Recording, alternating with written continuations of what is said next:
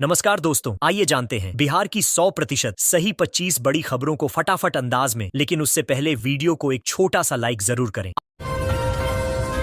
आज से पटना दिल्ली तक का सफर हुआ आसान। प्रधानमंत्री नरेंद्र मोदी ने शुक्रवार को मोतिहारी से वर्चुअल माध्यम से पटना नई दिल्ली और दरभंगा लखनऊ अमृत भारत एक्सप्रेस ट्रेनों को हरी झंडी दिखाई। ये ट्रेनें 130 किमी प्रति घंटे की रफ्तार से चलेंगी और अत्याधुनिक सुविधाओं से लैस होंगी। पटना साहिब सांसद रविशंकर प्रसाद ने स्टेशन पर मौजूद रहकर ट्रेन को रवाना किया। यह ट्रेन सफर को तेज, आरामदायक और सुविधाजनक बनाएगी। बिहार वासियों को दिल्ली तक अब तेजी और सहजता से यात्रा करने का विकल्प मिलेगा।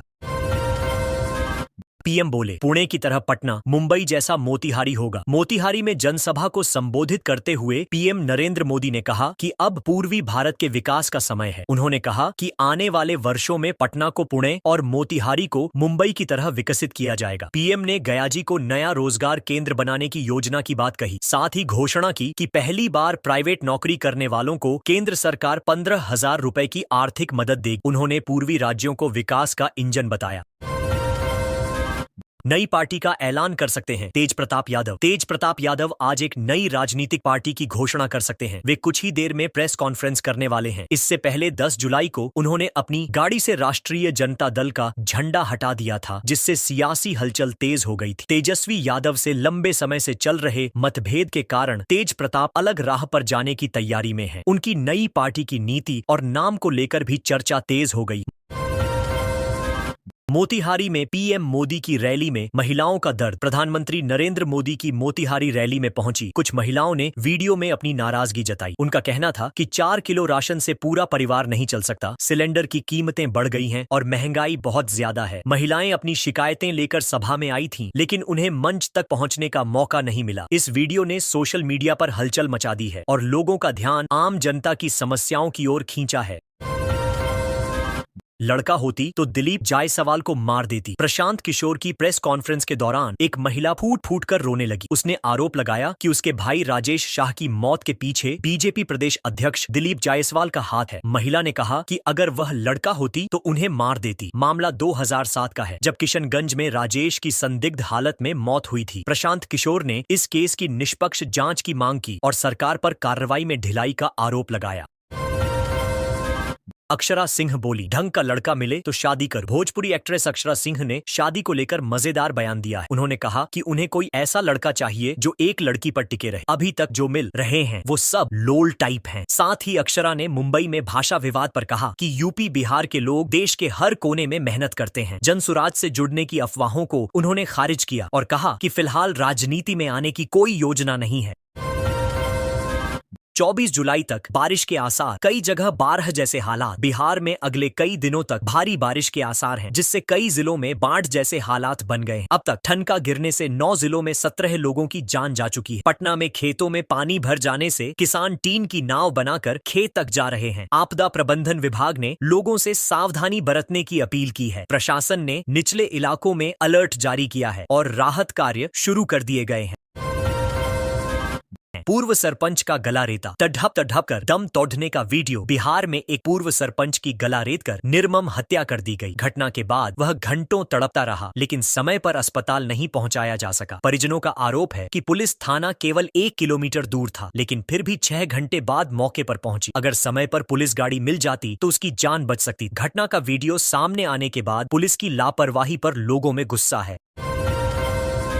अस्पताल में गैंगस्टर के मर्डर में 6 बदमाश शामिल थे। बक्सर के एक अस्पताल में गैंगस्टर की हत्या के मामले में पुलिस ने खुलासा किया कि कुल 6 हमलावर शामिल थे। इनमें से एक बदमाश बाहर निगरानी करता रहा, जबकि 5 लोग अस्पताल के भीतर घुसकर ताबड़तोड़ गोलियां चला दी। गैंगस्टर की मौके पर ही मौत हो गई। शव को गांव ले जाकर अंतिम संस्कार किया गया, जहां उसके पिता ने मुखाग्नि दी। पुलिस ने सीसीटीवी फुटेज के आधार पर आरोपियों की तलाश तेज कर दी है।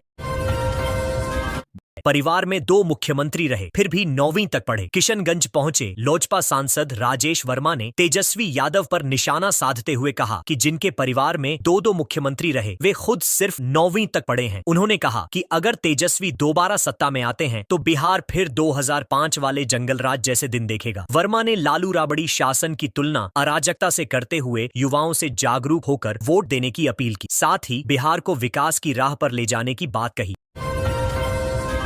मंदिर में चोरी करने से पहले भगवान को किया प्रणाम। नवादा जिले के काशीचक बाजार में एक अनोखी चोरी की घटना सामने आई है। दुर्गा मंदिर में चोरी करने से पहले आरोपी ने पहले भगवान को हाथ जोड़कर प्रणाम किया, फिर आसपास की दुकानों में चोरी कर भाग गया। मंदिर के ताले नहीं टूटे तो वह किराना दुकानों को निशाना बना बैठा। पूरी घटना सीसीटीवी कैमरे में रिकॉर्ड हो गई। फुटेज के आधार पर पुलिस ने आरोपी की पहचान कर ली है और गिरफ्तारी के प्रयास जारी हैं।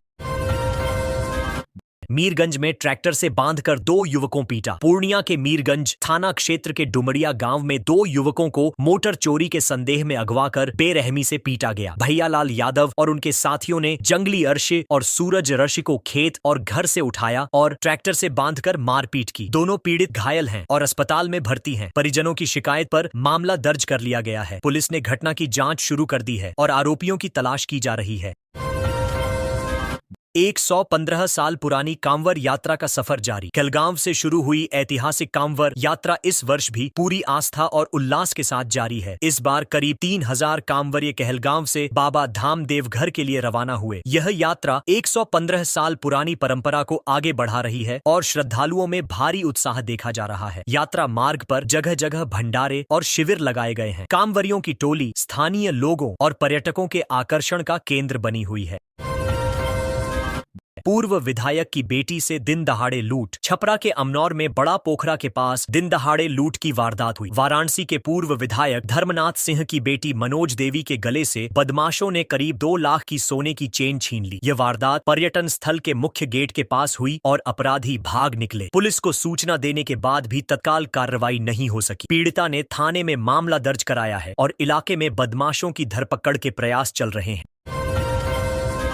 गंडक नदी का जलस्तर बढ़ने से कटाव तेज। सारण जिले में गंडक नदी का जलस्तर बढ़ने से कई इलाकों में तेज कटाव शुरू हो गया है। अब तक दर्जनों मकान नदी में समा चुके हैं और किसानों की फसलें पूरी तरह बर्बाद हो गई हैं। प्रभावित ग्रामीणों ने आरोप लगाया कि सरकार द्वारा किए गए कटावरोधी कार्य पूरी तरह विफल रहे। कई परिवार बेघर हो गए हैं और सुरक्षित स्थानों की ओर पलायन कर रहे हैं। प्रशासन ने स्थिति का जायजा लिया है, लेकिन राहत कार्य धीमी गति से चल रहे हैं।